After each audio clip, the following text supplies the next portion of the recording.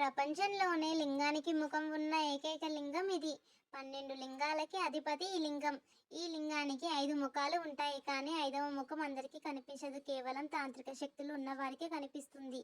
ఈ లింగం ఎక్కడ ఉంది అంటే నేపాల్లోని కాఠ్మండ్లో ఉంది.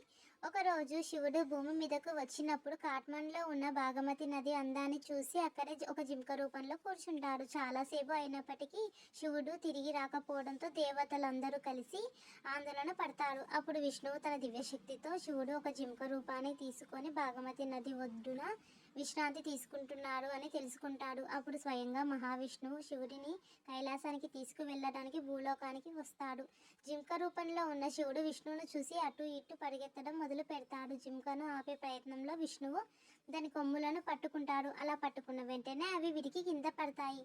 ఎక్కడైతే ఆ కొమ్ములు పడ్డాయో అక్కడే ఒక శివలింగం ఉద్భవించింది. ఆ లింగమే కాఠ్మండ్లోని పశుపతినాథ్. ఇలాంటి మరిన్ని వీడియోస్ కోసం ఈ వీడియోని లైక్ చేసి సబ్స్క్రైబ్ చేయండి.